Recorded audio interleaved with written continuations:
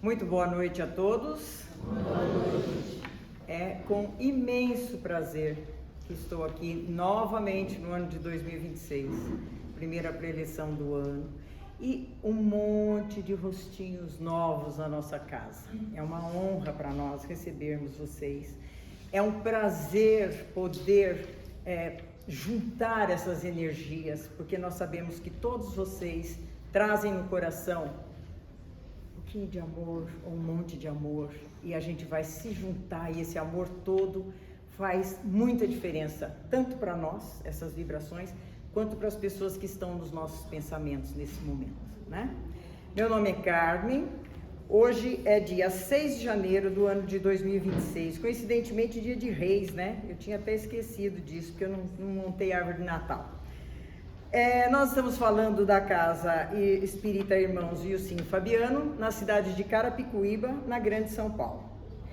E hoje eu quero agradecer imensamente todos aqueles que estiveram no final do ano, que já vibraram e se organizaram para estar presente conosco, com Jesus, com Deus no coração, com as suas atividades afloradas, vibrantes, né? Não está de férias só de férias, as férias também servem para dedicar um pouquinho mais de tempo para oração. A gente tem mais tempo nas férias para orar, né? Ao invés de só curtir, pode curtir, mas eu acho que sobra mais tempo ainda para orar, né? E a gente, quando se reúne assim, gente, é muito gostoso, é uma vibração muito alta que a gente emana, e isso não só nós pegamos de volta, como nós transferimos e transbordamos para o universo.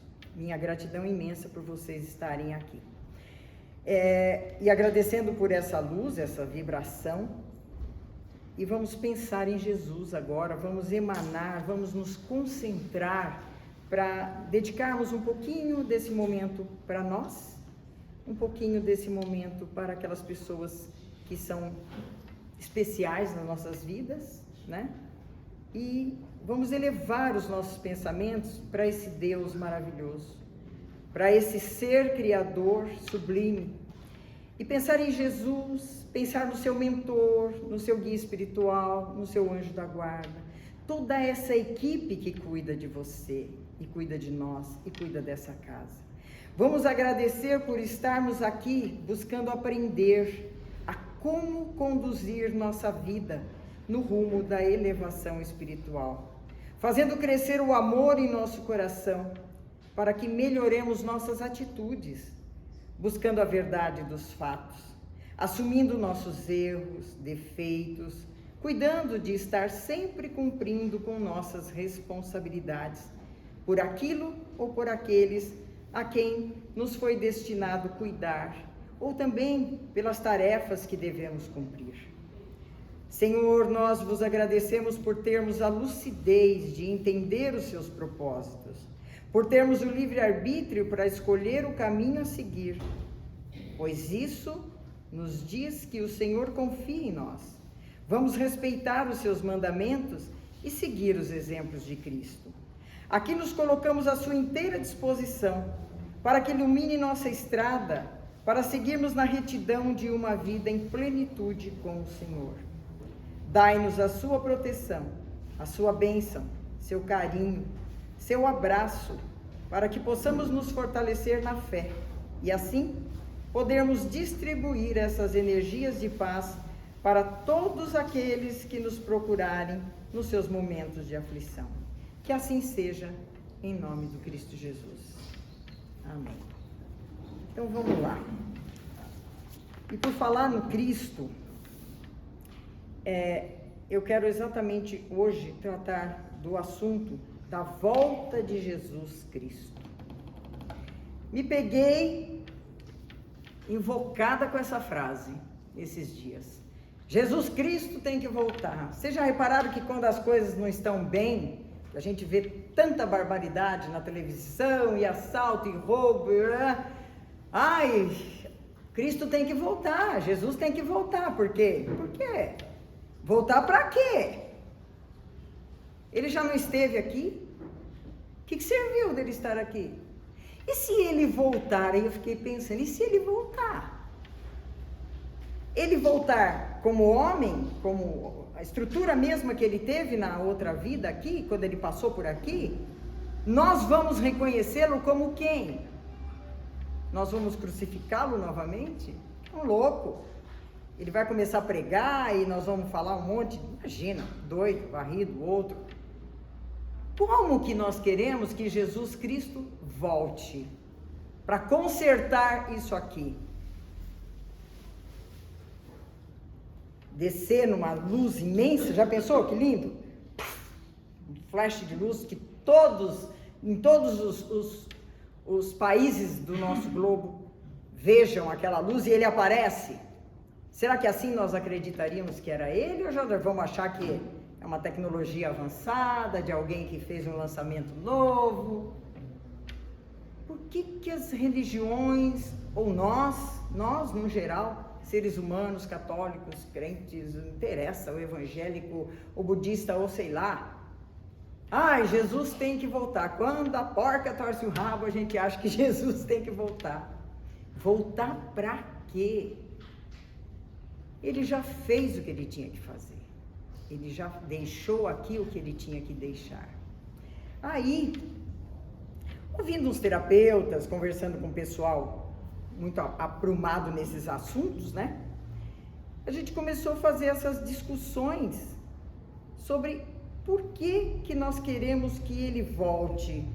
Se ele deixou o ensinamento do que é que nós tínhamos que fazer para viver bem. Ele já ensinou. Ele já deixou todas as regrinhas, todas as normas. Ele centralizou tudo isso no simples amor, nas atitudes amorosas.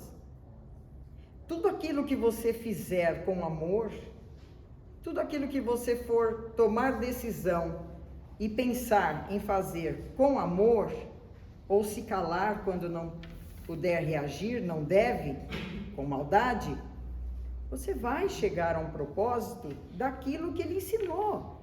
Ele não precisa voltar, ele está aqui. Ele está em mim, ele está em vocês. Através do quê? Dos ensinamentos.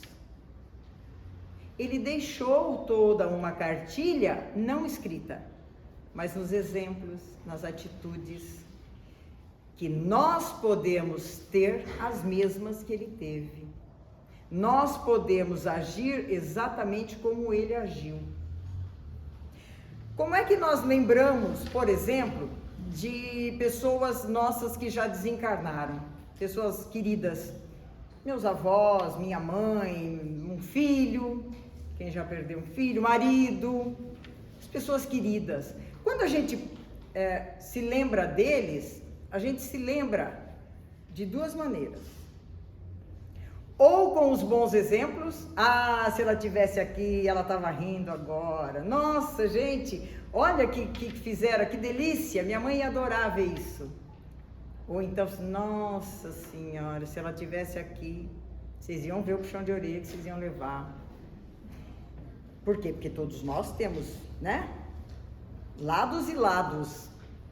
Momentos e momentos. Então, nós nos lembramos das pessoas que já não se encontram mais nas nossas vidas, até aqueles que não desencarnaram ainda, mas que não moram mais próximos da gente, a gente se lembra deles também, porque tudo aquilo que nós vivemos com eles, as lembranças, as manias, as atitudes, fica gravado.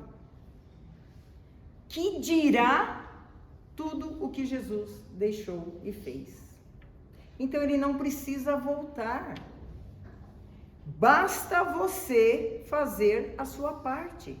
Assumir o seu lado Jesus. Qual é o seu lado Jesus no seu coração?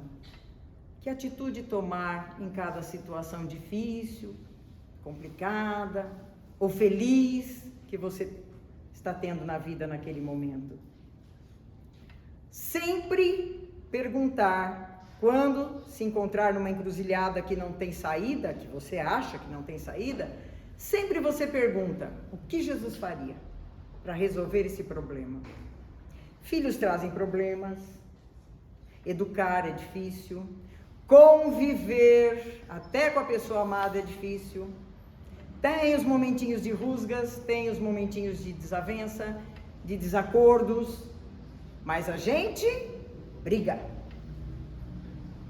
Não sabe esperar o momento para falar, não sabe pedir a Deus discernimento, não sabe entregar na mão de Jesus e falar: e aí, meu amigo? E aí, meu irmão? O que você faria nessa situação? Como é que eu devo agir? Então, assim, Jesus precisa voltar. Não, ele só precisa que você sinta que ele está com você e que as suas atitudes vão alterar aquele momento ruim.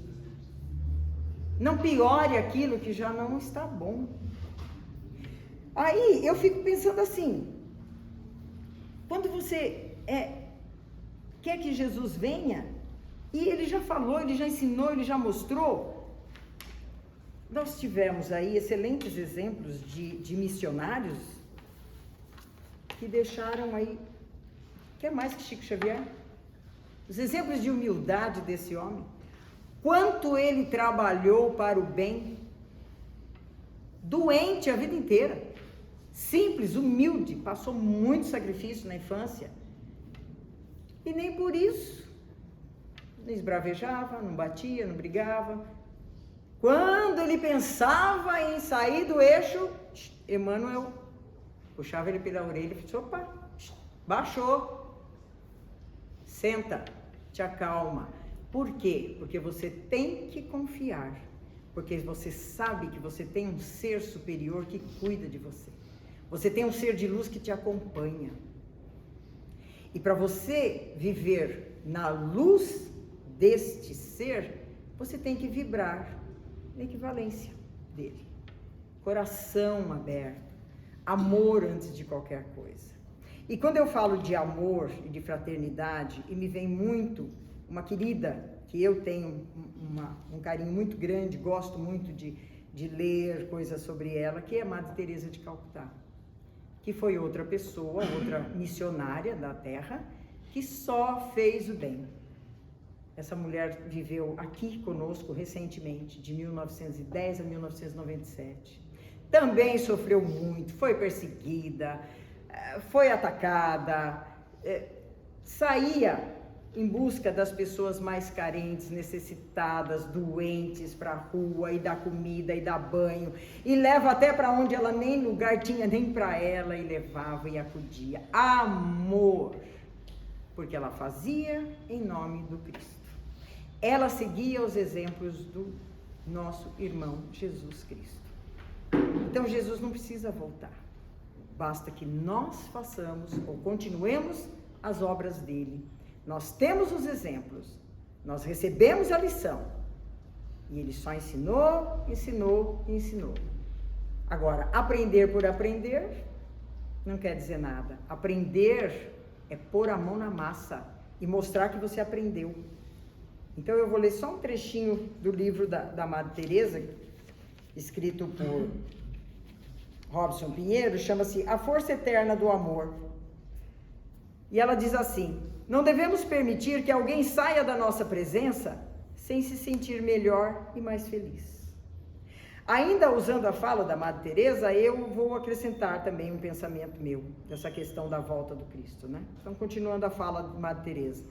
Todos podemos ser servos do bem, todos podemos fazer diferente, mudar o destino de alguém para melhor, parar de brincar de ser cristão e fazer um pouquinho que seja, mas realizar, parar de fazer poeira e de se promover com o nome do Cristo pregado no carro, nas lojas, nas vitrines.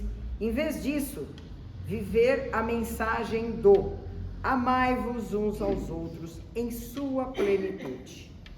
E eu entendo, agora é minha fala, que é assim que nós vamos sempre ter o Cristo conosco. Ele não precisa voltar, ele nunca saiu daqui, está dentro de cada um de nós.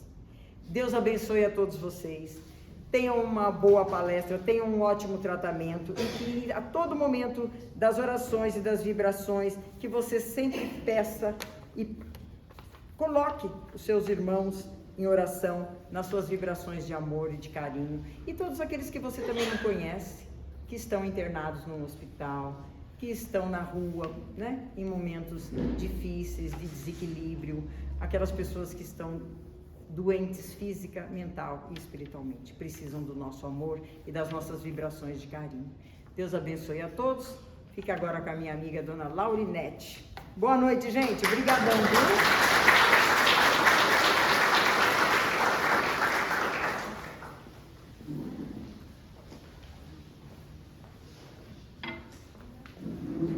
Boa noite a todos. Boa noite. Como disse a Carmen, é uma alegria imensa estar aqui na primeira reunião do ano desta casa bendita. É uma alegria sempre voltar aqui. Hoje ainda até conversei com o meu filho e disse assim a ele: acho que o pessoal lá gosta de ouvir o que eu falo, porque me convidaram de novo. Então, assim, para uma professora aposentada, poder falar o que ela estuda é uma alegria muito grande. Eu digo que eu não sou palestrante, eu estudo e todo professor aprende a simplificar as coisas para as pessoas. Hoje eu ainda disse assim para o meu filho: a régua subiu do tema, que é só os filósofos que tratam isso, né? Sobre o sentido da vida.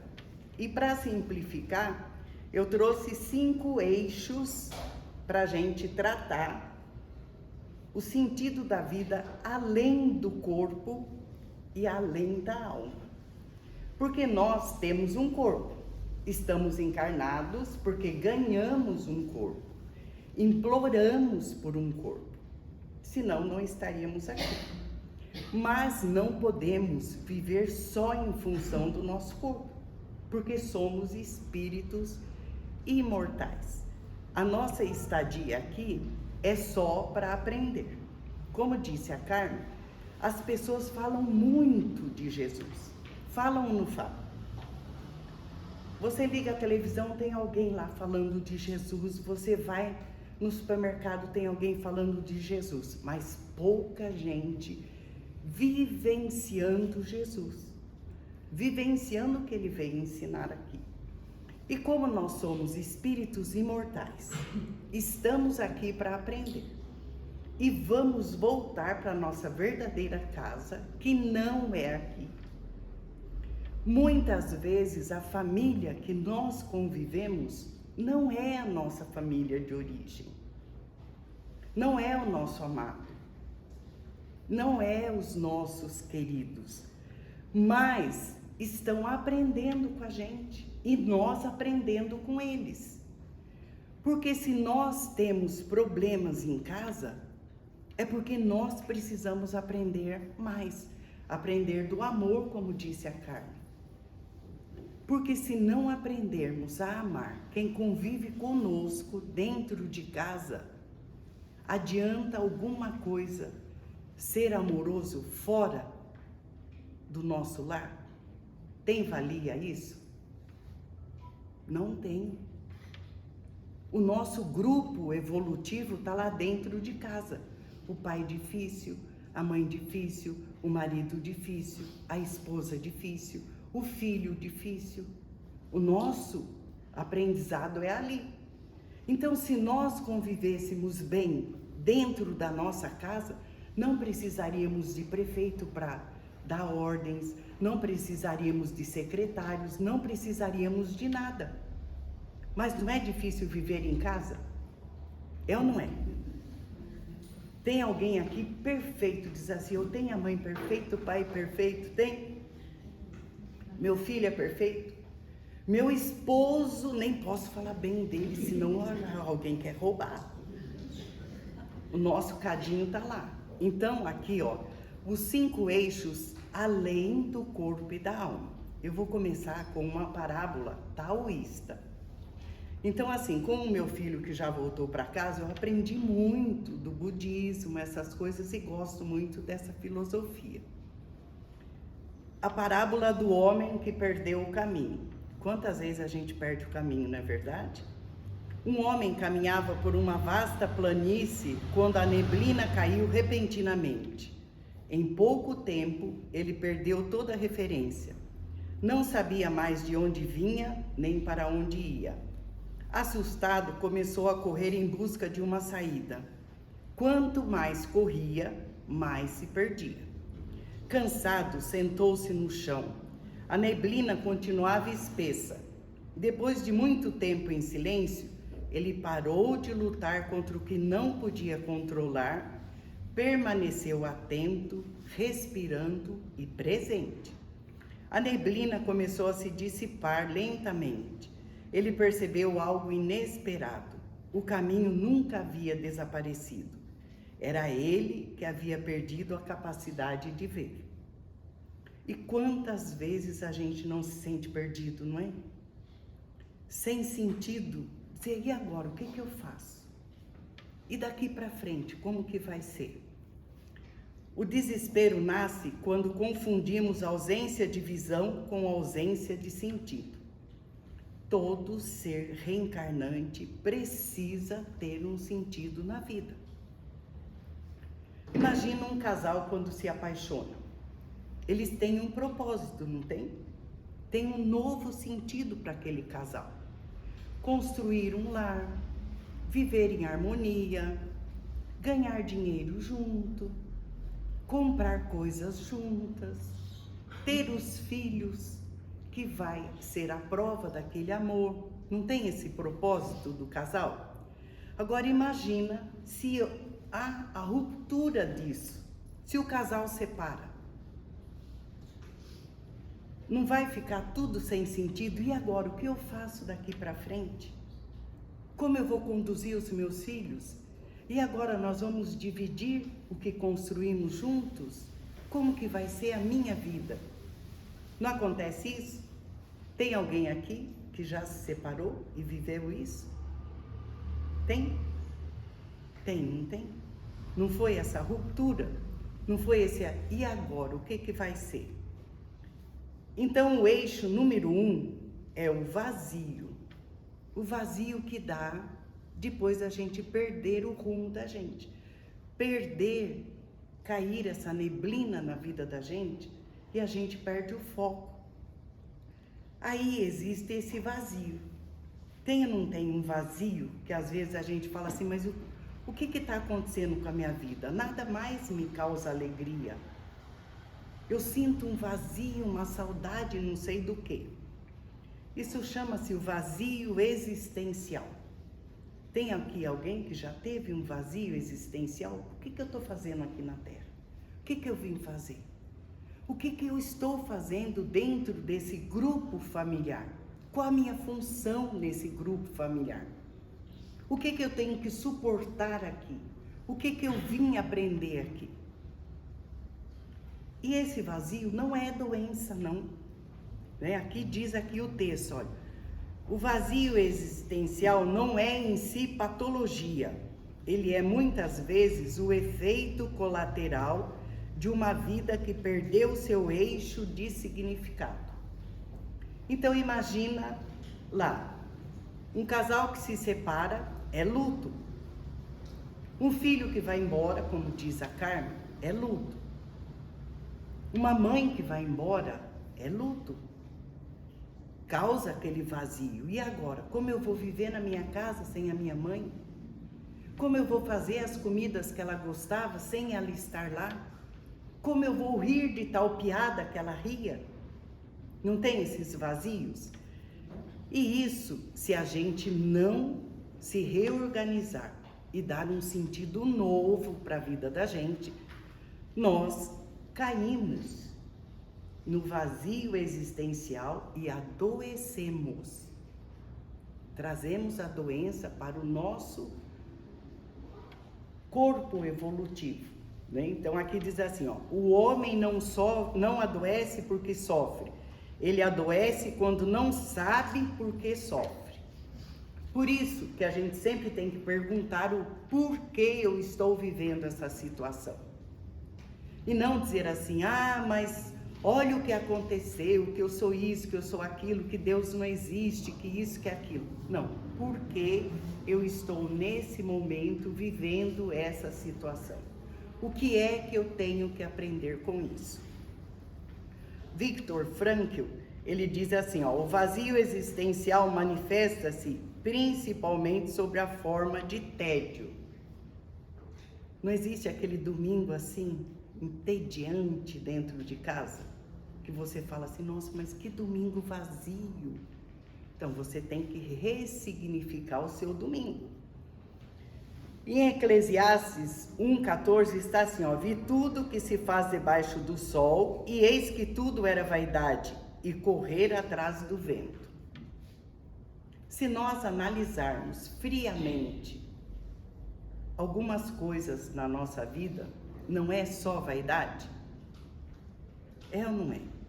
A gente, quando é mais jovem, a gente tem vaidades que quando a idade chega, a gente fala assim, nossa, mas não preciso mais disso.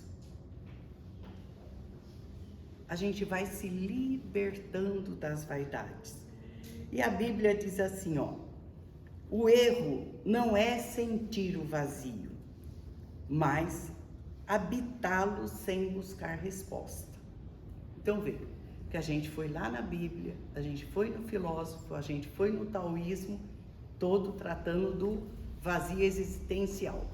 O eixo número 2 fala sobre o sofrimento. O sofrimento só tem valor quando encontra um sentido, pois sem sentido até a abundância se torna tortura.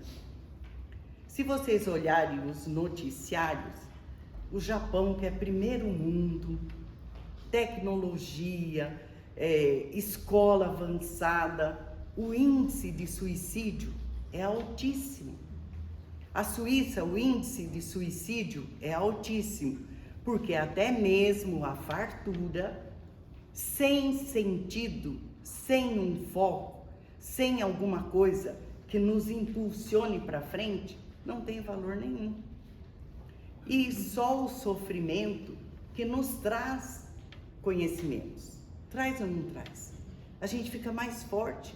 Às vezes a gente pensa que não vai passar por aquela doença, não vai passar por aquela aflição, não vai passar por aquele sufoco dentro de casa, e quando passa, você vê que você ficou mais forte.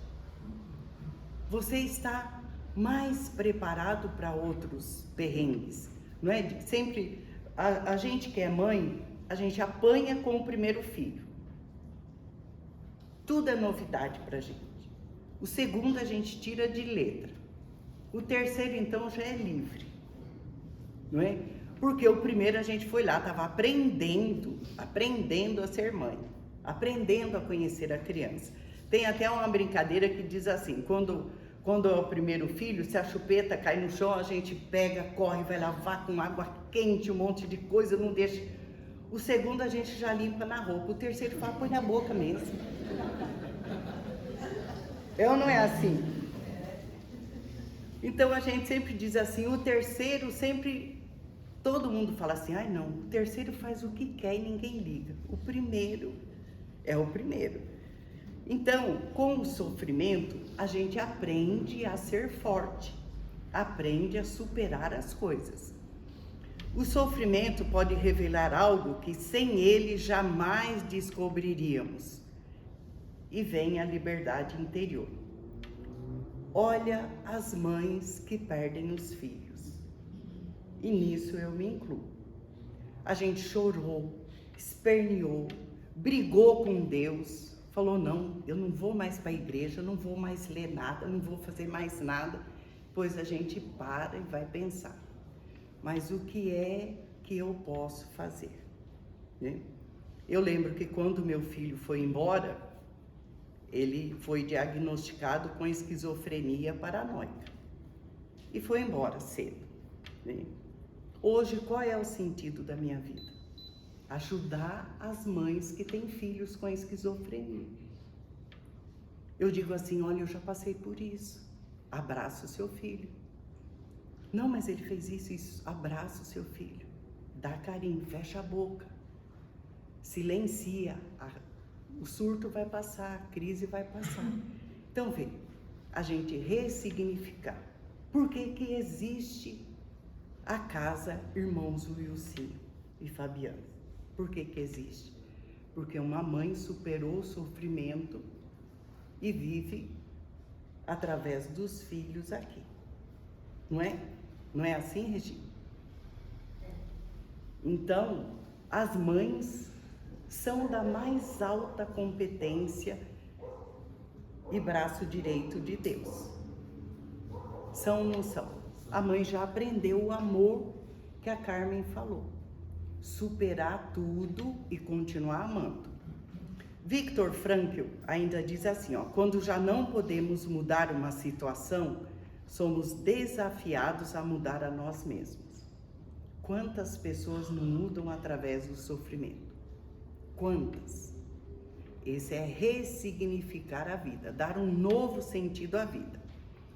Em Romanos 5:3, está escrito assim, a tribulação produz perseverança, a perseverança, experiência, e a experiência, esperança. Então, olha, a tribulação produz perseverança.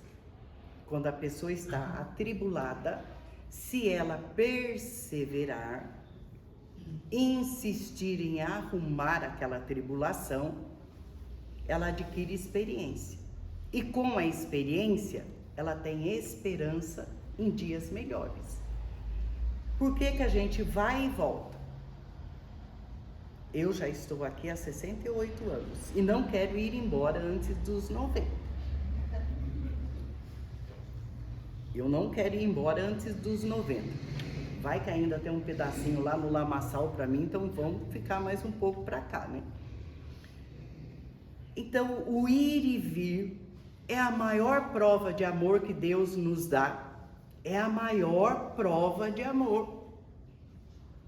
Porque Ele não nos pune de nada. Somos nós que do outro lado diz assim, olha, eu fiz isso, isso e isso de errado. Me dá uma nova chance. Eu vou consertar o que eu errei. E a gente implora um corpo e para voltar no grupo que a gente prejudicou, no grupo que a gente abandonou, no grupo que a gente não amou, a gente volta para esse grupo. Então não adianta dizer que está no lugar errado. Ninguém está no lugar errado e ninguém nasceu errado. E aqui o sofrimento não é glorificado, ele é atravessado. Quem que se glorifica de estar sofrendo? Olha, eu sou abençoada porque eu estou sofrendo. Não, eu estou devastada porque eu estou sofrendo, mas eu vou atravessar o sofrimento porque eu vou evoluir. O que nasce depois do sofrimento, isso sim é o que importa. E o eixo número 3 é o niilismo. É o não acreditar em nada. Não acredito em Deus, não acredito que o homem seja bom, não acredito que as coisas vão melhorar. Não tem as pessoas que são assim? Fala, não, você vive de ilusão. O Brasil não vai melhorar, os políticos não vão melhorar, você só vive de ilusão. O homem louco não canta a libertação moral plena, ele anuncia o colapso. Os nihilistas só anunciam o colapso. Ainda bem que nós não somos assim, né? Não somos assim porque a gente já conheceu o Espiritismo, então não tem como negar as coisas. Sem sentido último, tudo se torna permitido, mas também tudo se torna insuportável. Quando se perde tudo, ainda é possível sobreviver. Quando se perde o sentido último, não. A gente pode perder tudo. Se tiver um propósito, se tiver um sentido na vida, a gente supera tudo e alcança o objetivo. Mas se não tiver sentido nenhum, ainda assim, quantas pessoas ricas se envolvem em coisas erradas? Porque só quer viver o dia de hoje, só interessa o hoje, a emoção de hoje, a alegria de hoje, a bênção de hoje, o amanhã não interessa. Nós, espíritos imortais, temos que viver sim o dia de hoje, bem vivido, cuidando do nosso corpo, mas com o pensamento seguinte: eu vou voltar para casa. Que situação eu vou voltar? Eu vou voltar pior do que eu cheguei na terra ou vou voltar melhor? Os desamores da minha casa eu transformei em amor ou eu redobrei as inimizades? Então nós temos que estar sempre preocupados com isso. Nietzsche disse assim, quem luta com monstros deve cuidar para não se tornar um monstro. Tem pessoas que de tanto conviver com a maldade se tornam maus também.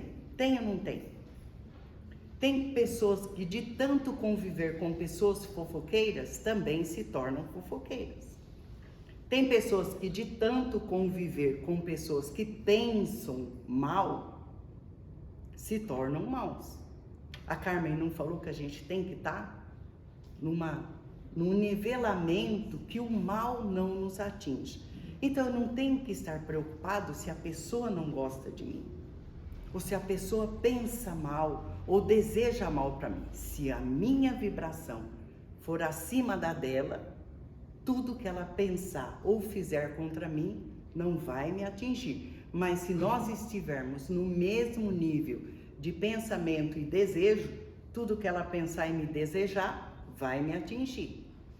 E aí não estamos cuidando bem da nossa vestimenta carnal, porque a nossa vestimenta carnal é o pensamento também. O quarto eixo é o chamado do herói. Desde as primeiras civilizações, o ser humano conta histórias para responder a mesma pergunta: por que existimos? O mito do herói é a dramatização do sentido, o chamado para algo maior que a si mesmo. Então veja, desde sempre o ser humano quer saber o que é que eu vim fazer, por que eu existo. Às vezes vocês não se param de pensar assim e falam assim, nossa, mas qual vai ser o próximo passo? O que eu tenho que fazer? Como eu vou melhorar? E a gente tem que pensar isso mesmo. A gente tem que pensar todos os dias. Hoje, o que eu fiz de bom hoje? O que eu posso melhorar amanhã? Porque ninguém está no emprego errado, vivendo com a pessoa errada, tendo amigos errados. As nossas energias atraem pra gente o que nós pensamos. Eu sempre digo assim, no interior ainda você vê os vagalumes, mas nós, espíritos imortais, somos como vagalumes. Somos lâmpadas acesas, observadas o tempo todo, por espíritos superiores e espíritos inferiores. O nosso comportamento, o nosso pensamento é que vai atrair para nós aquilo que estamos pensando.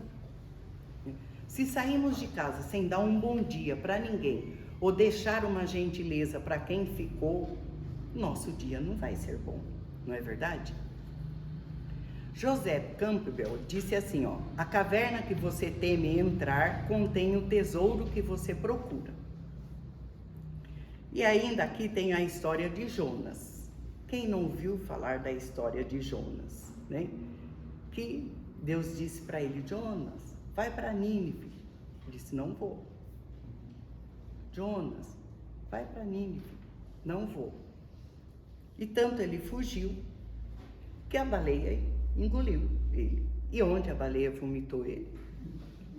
Em Nínive. Então, o que ele temia era ser engolido pela baleia, ele foi engolido e foi a ascensão dele, o despertamento dele. Bom, não adianta fugir de Deus.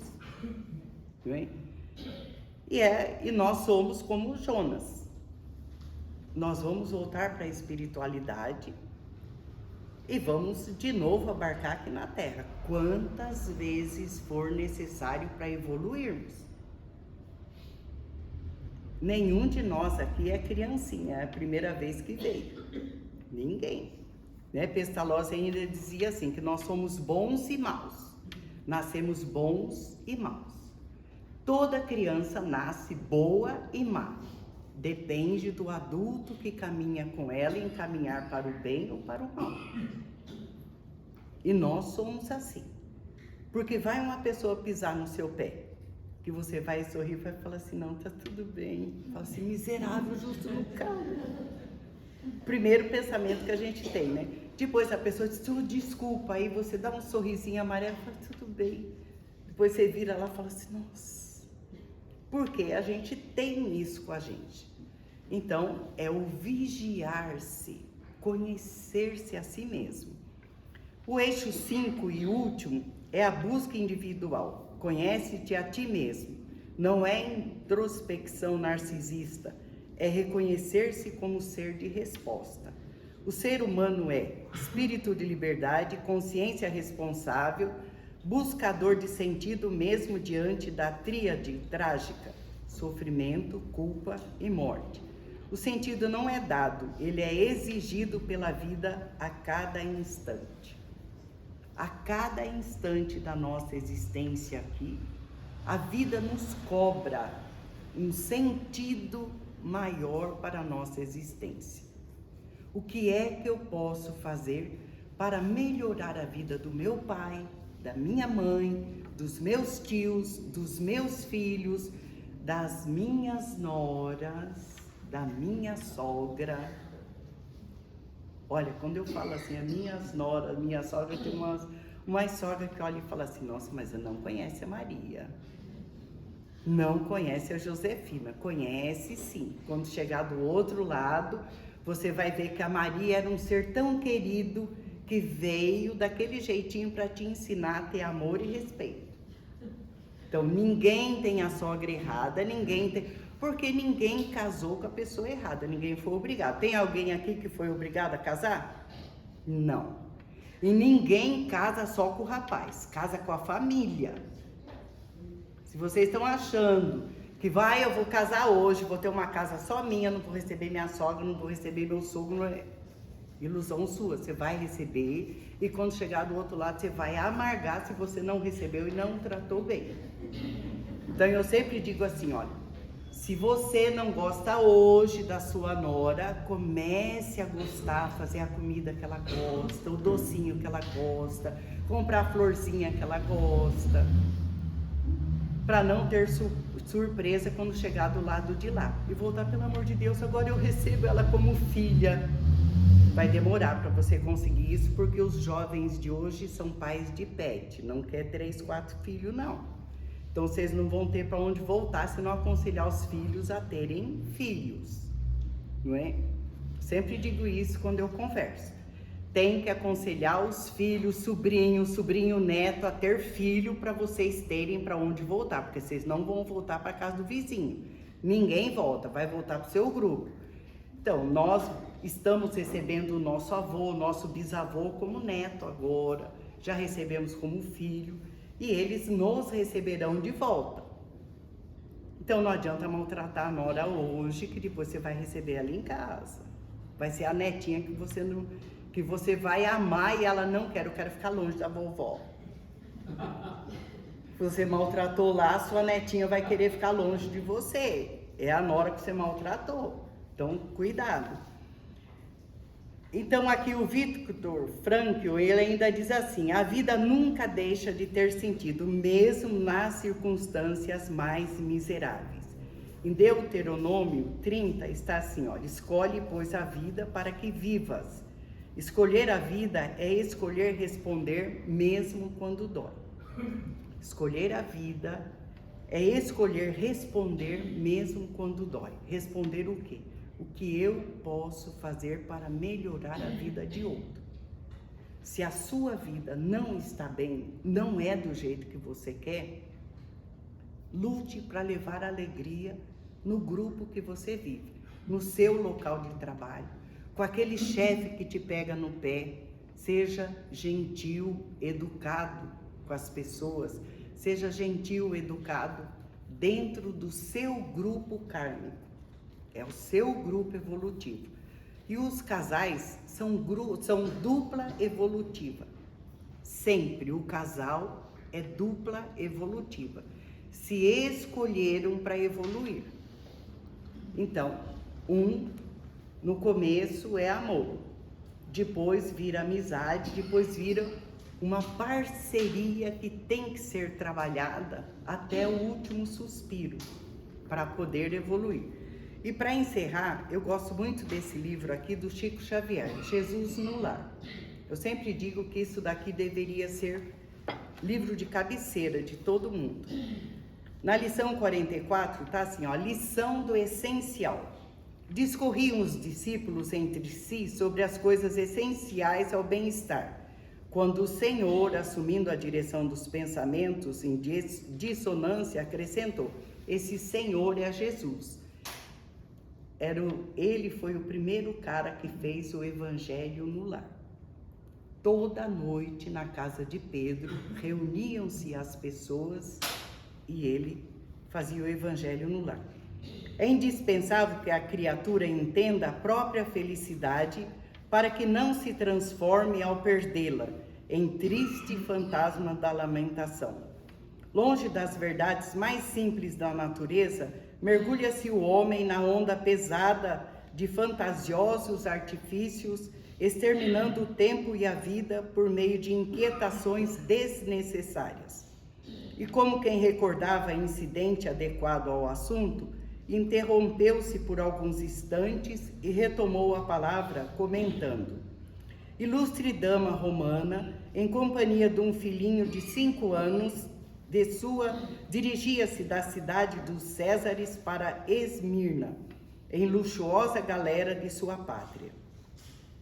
Ao penetrar na embarcação, fizera-se acompanhar de 2 escravos carregados de volumosa bagagem de joias diferentes, colares e camafeus, braceletes e redes de ouro, adornados com pedrarias, revelavam-lhe a predileção pelos enfeites raros. Todo o pessoal de serviço inclinou-se com respeito ao vê-la passar. Tão elevada era a expressão do tesouro que trazia para bordo.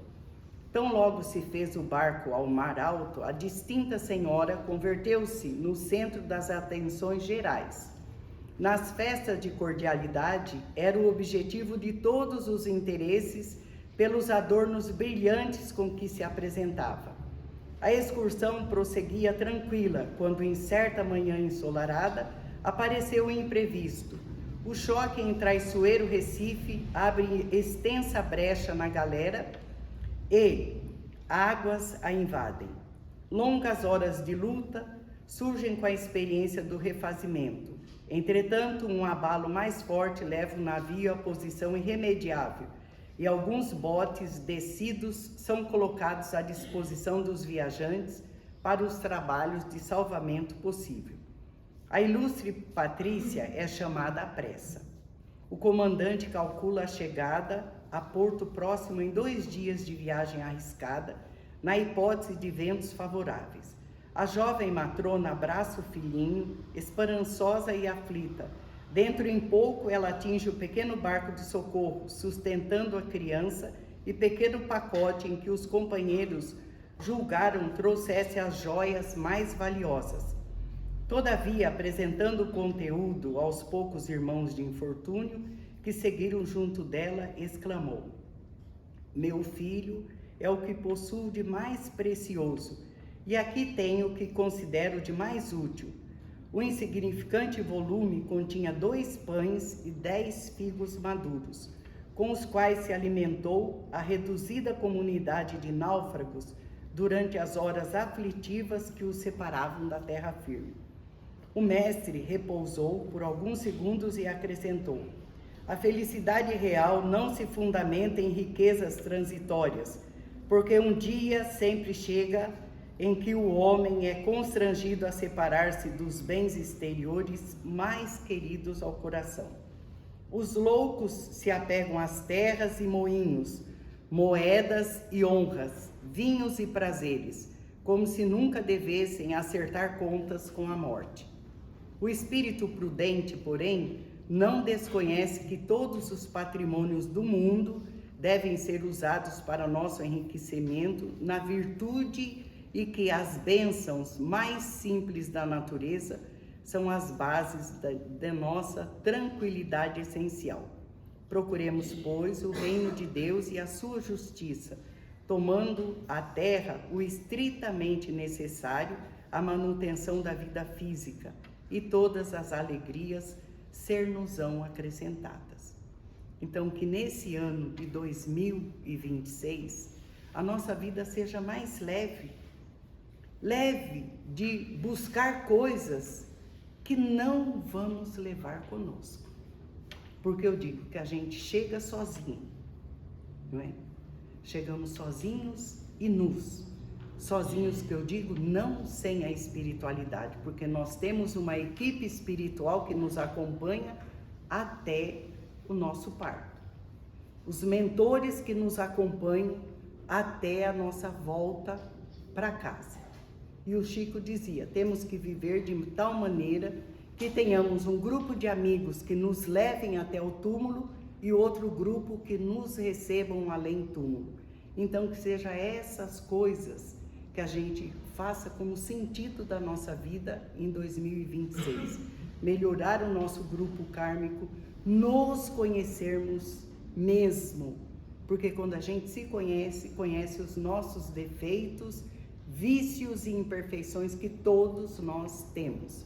E se a gente consegue sorrir e levar amor para quem caminha com a gente, estamos vivenciando Jesus e não falando dele. Então era essa a nossa fala de hoje. E vamos orar. Vamos elevar o nosso pensamento e agradecer a Deus a oportunidade de conhecermos esse lado espiritual, para nos conhecermos e sabermos que nós aqui na Terra estamos de passagem. Nós chegamos nus, e se não tiver quem nos vista no dia da nossa morte, voltaremos nus. Então, Senhor Deus, que tenhamos o Senhor como nosso parâmetro, que tenhamos o Senhor como nosso exemplo maior, e que o seu Filho, aquele jovem tão amado, que veio nos mostrar que só o amor muda todas as coisas, que esse amor possa, a partir de hoje, fazer parte da nossa vivência, onde quer que andemos. Se conosco, Jesus, hoje e sempre. Que assim seja. Graças a Deus. Obrigada, Deus.